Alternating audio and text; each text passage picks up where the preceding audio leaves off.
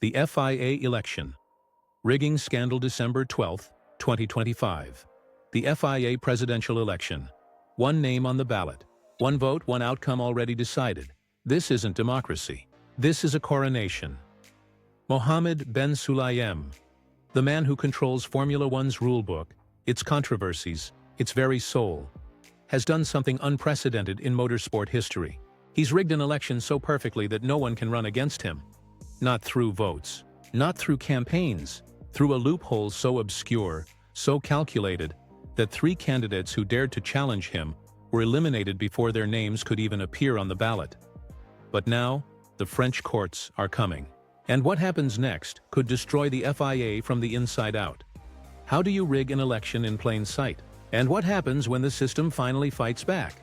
To understand how we got here, you need to know who was brave enough to stand against Ben Sulayem in the first place.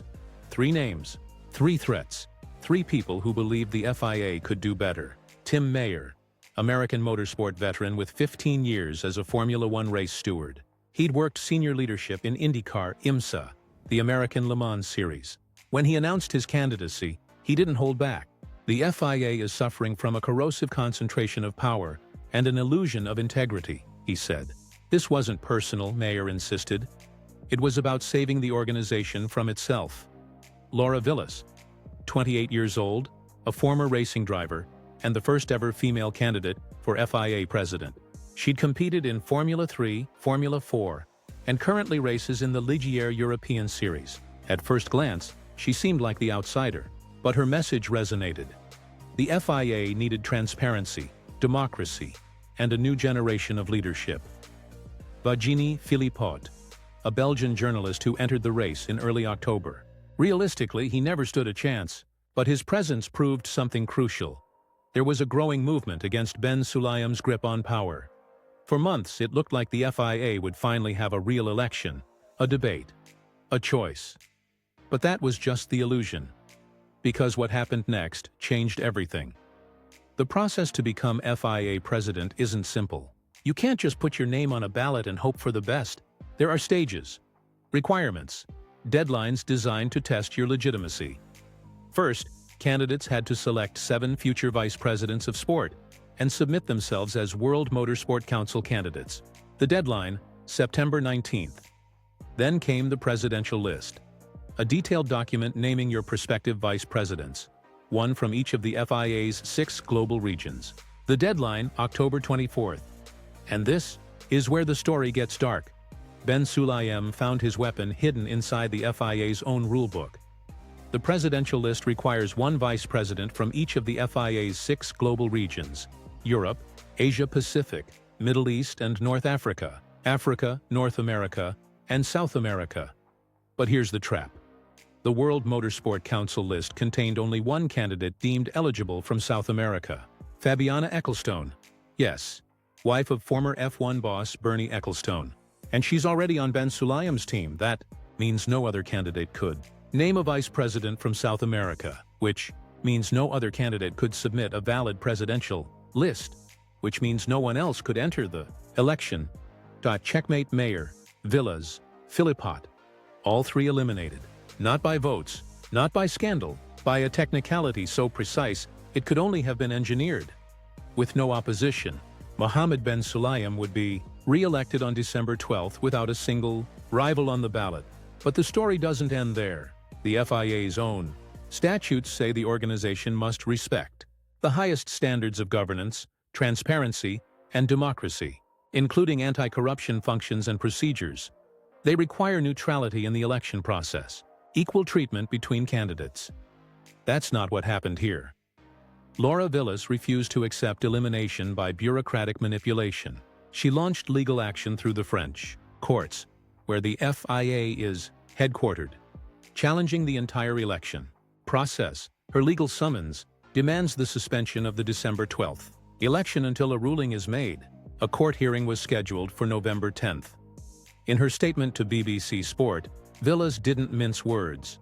This procedure aims to ensure that the FIA's upcoming presidential election complies with the organization's own statutes and with fundamental democratic principles. This step is neither hostile nor political. It is a reasonable and constructive initiative to safeguard transparency, ethics, and pluralism within global motorsports governance. I am not acting against the FIA. I am acting to protect it. Democracy is not a threat to the FIA. It is its strength. That one statement, calm, measured, devastating, exposed the entire foundation of Ben Sulayem's re-election strategy. Her barrister, Robin Bezar, obtained authorization for an emergency summons, saying the court was taking seriously the serious democratic failings within the FIA, as well as several violations of its statutes and regulations. Tim Mayer backed her move. In a statement released in Austin, Texas, he revealed that ethics complaints had been submitted to the FIA and hadn't even been acknowledged. This is typical of our experience of the handling of the election by the FIA and mirrors the experience of Laura's campaign, he said. The governing body of global motorsport, the organization that lectures teams about rules, penalties, and fair play, was now being accused of rigging its own democratic process. If Villas wins her case, everything changes. The presidential election process would be stopped immediately. An investigation would begin into the FIA's governance failures. And if that investigation took longer than the time remaining before December 12th, Ben Sulayem would stay in power, but only as a caretaker. A caretaker mandate means no significant decisions, no major changes, no consolidation of power. The courts could even appoint an external caretaker to ensure compliance. That means Ben Sulayem couldn't stack the FIA with his supporters, which is exactly what he's done since taking office. For Formula One fans, this is more than legal drama. Ben Sulayem's handling of sporting regulations has been chaotic, inconsistent, and divisive. From cost cap controversies to bizarre rule interpretations, his tenure has infuriated the fanbase. The French courts intervening isn't just justice, it's hope. But there's another layer to this. The case also questions the eligibility of Daniel Cohen from Costa Rica, Ben Sulayem's nominee for vice president representing North America. FIA rules state that World Motorsport Council members must come from countries that host international motorsport events. Costa Rica doesn't. If the courts agree Cohen is ineligible, Ben Sulayem loses a key nominee. He'd need to find another, and fast. But the damage would be done. The illusion of legitimacy would crack wide open. This wasn't just a procedural error, it was a pattern. And now, the system is finally fighting back. Scenario 1. The French courts rule in Villas' favor. The election is suspended. An investigation begins. Ben Sulayem's grip on power weakens with every passing day. Mayer and Villas finally appear on the ballot, and the FIA faces its first real democratic election in years. Scenario 2. The courts force the FIA to approve additional South American candidates for vice president roles. The election proceeds, but Ben Sulayem's reputation is shattered. Even if he wins, his presidency is forever tainted by accusations of manipulation. The voting members turn against him, and global motorsport enters a new era. Scenario 3. The FIA closes ranks. The courts are slow. December 12th arrives. Ben Sulayem is re-elected unopposed, but the legal battles continue. Ethics complaints pile up, sponsors grow nervous, and eventually, the man who thought he could rule forever discovers that no one is bigger than the institution. Because in Formula One, dynasties don't just fall, they collapse under the weight of their own arrogance. Can the French courts stop an election that's already been decided behind closed doors? Will the FIA's voting members finally find the courage to vote against Ben Sulayem?